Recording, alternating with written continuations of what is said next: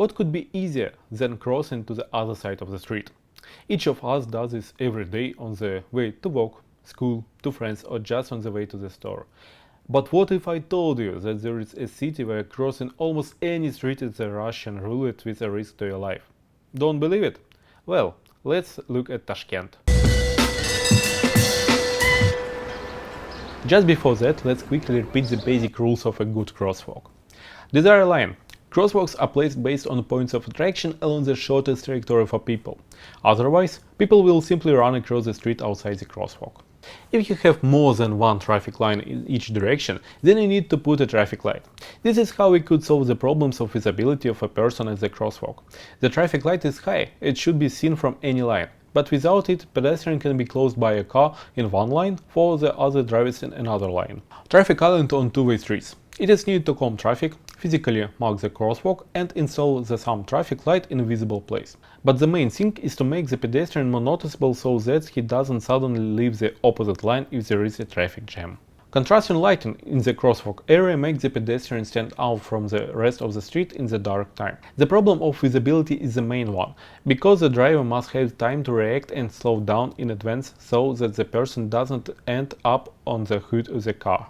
Of course, there are other aspects of a well-designed crosswalk, but these are the basic default requirements that are spelled out in almost all regulations of the developing cities of the world. But stop, I almost forgot. There is one more basic rule. Subscribe to the channel and do not forget about the like this video.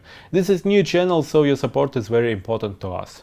Now about Tashkent. For a general understanding, this is the capital of Uzbekistan. Almost 3 million people live here. Tashkent is also one of the oldest cities in Central Asia, but in fact it is a typical Soviet city. The old city was almost completely destroyed by the earthquake in April 1966. The Soviet government decided not to rebuild the destroyed house, but to create new districts in a modern style. The country was poor, so the forces of all Soviet republics were used. The main districts were rebuilt in 3.5 years. Not only new houses, hospitals and schools appeared. The street network was also rebuilt in the city. It was the moment that death roads began to be built instead of the usual quiet streets in Tashkent. Almost every city street, even in the center, is a wide road with 8 or more lanes. Locals even have a stereotype that if there are 4 or less lines of the street, there is no longer a street, but some kind of narrow alley. The Soviet urban planners were trying to make Tashkent modern and convenient for drivers, so they created a hybrid of street and road. This is how the road turned out. But in the USSR, a personal car was an element of luxury, so vehicle per capita was low and they drove through the streets either in service equipment or officials in their own cars. Ordinary citizens looked at it with envy and dreamed of getting their own car someday. It turned out that there were more lanes in the city than cars, so the primitive organization of traffic didn't create problems. Public transport didn't send in traffic jams, and the low speed of cars allowed people to cross the streets almost anywhere without any problems. But after the collapse of USSR, the situation changed. For 30 years of independence, the number of residents and cars in Tashkent has increased. The level of vehicles per capita is still not high as other post-Soviet states, European and even American indicators, but the city began to regularly get stuck in traffic jams. Wide streets bump into traffic lights at intersections, streets with chaotic parked cars and other narrow places. They also spent a lot of money on the construction of interchanges under the windows of people, removing crosswalks and traffic lights. But traffic jams only become more, because it became impossible to move around the city without a car. Let's look at a few simple examples. This is Amir Timur Square, the center of Tashkent. Also, this is not a quite square, but rather a road intersection, where in the center somehow turned out a square and a monument. You can get inside only by overcoming the multi-line street.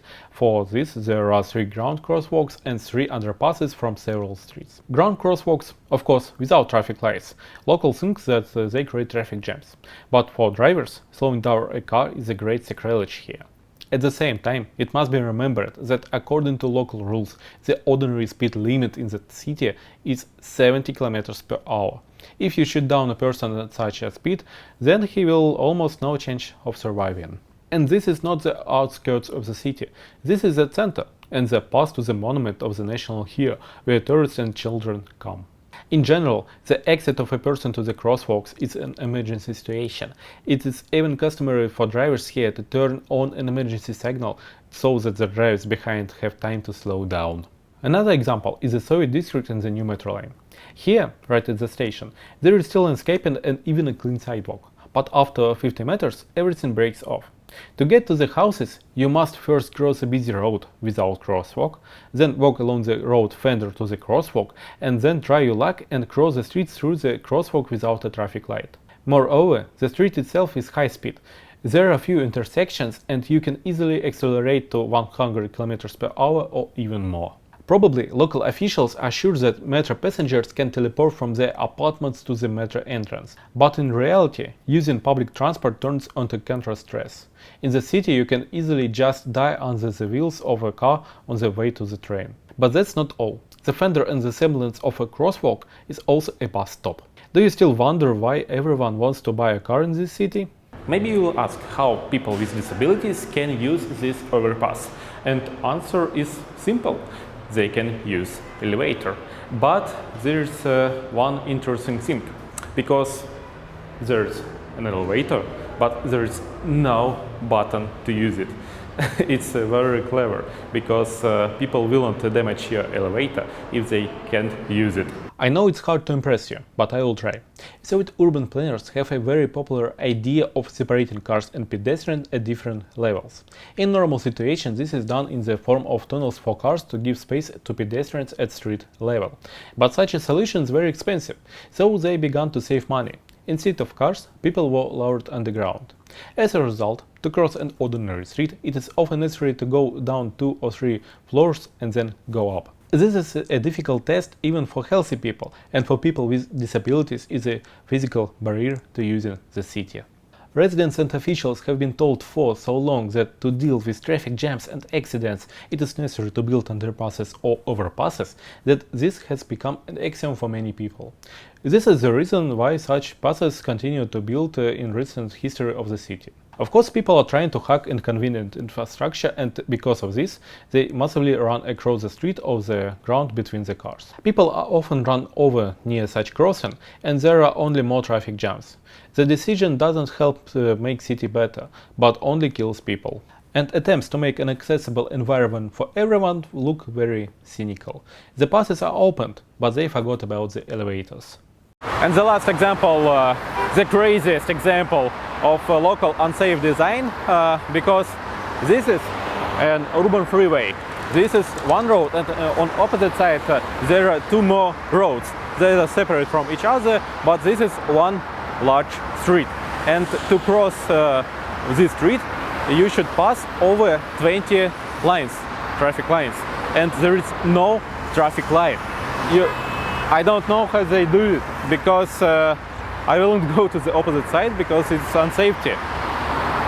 They are crazy, and I can't understand how people in Tashkent live with this, because it's dangerous, and it shouldn't be like this.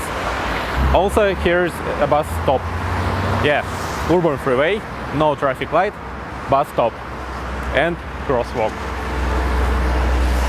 I don't know. It's crazy. This is sidewalk, and local drivers think that it's one more lane and they can drive here. Today Tashkent is a dangerous city for everyone, because the local streets do not forgive the driver's mistake. Not only pedestrians are killed, but also people in cars. For example, the day after filming, 2 people died on an avenue with a crosswalk through 20 lanes. The driver lost control, killing himself and a passenger. In general, about 2,500 people died in accident in Uzbekistan in 2021, which is more than died from COVID in this country. This is what happened when officials assault traffic model simulations about fighting traffic jams and forgot about the importance of safety. This is also a conversation about the value of human life and how society reacts to accidents. Now Uzbekistan is just beginning to understand that an accident is not a sacrifice to the god of cars, that deaths can be avoided by a well-designed street and the principles of Vision Zero. I hope you enjoyed this video. Don't forget to tell your friends about it. If you are interested in the topic of safety streets, then write about it in the comments. We will do a more detailed analysis of mistakes and solutions. Like the cities, and see you in the next videos.